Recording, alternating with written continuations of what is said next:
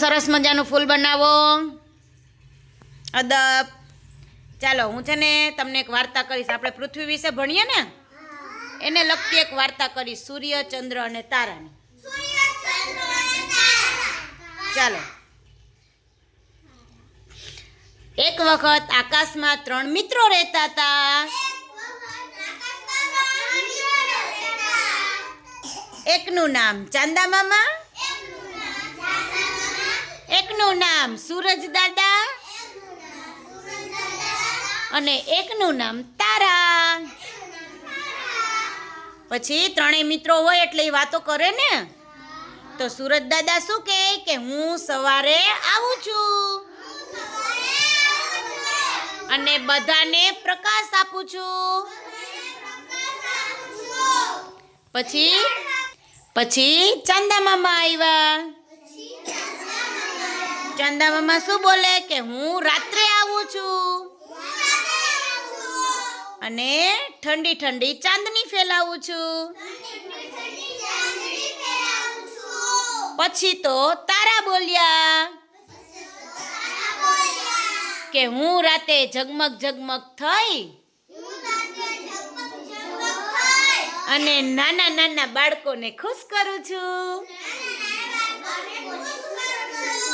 તમને બધાને મજા આવે ને તારા જોવાની? પછી એક દિવસ સૂરજ દાદા બોલ્યા કે હું તો છે ને બધાથી મોટો છું. શું છું? એટલે હું જ દેખાવ છું. તો સૂરજ દાદા એવું બોલ્યા ને તો ચાંદા મામાને દુઃખ લાગી ગયું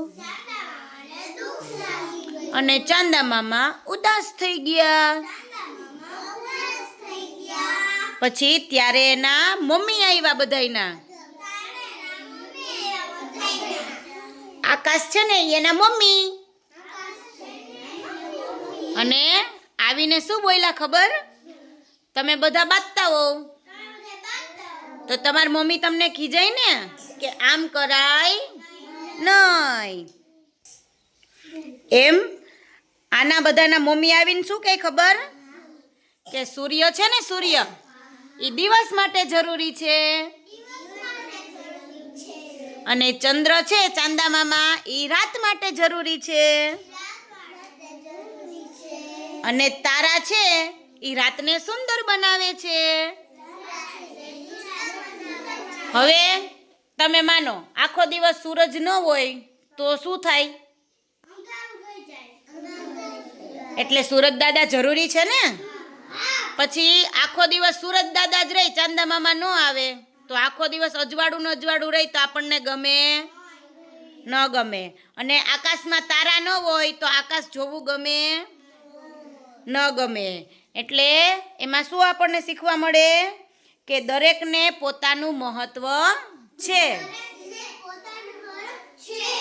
બરાબર? ત્યારથી પછી સૂરજ દાદા છે એ દિવસમાં આવે, ચંદ્ર અને તારા રાતે આવે અને ફરી પાછા 3 દોસ્ત બની ગયા. બધાનું પોતપોતાનું કામ હોય. સવારે ચાંદા મામા આવે ન આવે, સવારે સૂરજ દાદા જ આવે, રાતે સૂરજ દાદા આવે ન આવે. સૂરજ દાદા રાતે આવે તો તારા દેખાય આપણને? ન દેખાય ને, કારણ કે અંજવાળું હોય ને, તડકો હોય ને એટલે તારા દેખાય ન ગમે. સરસ.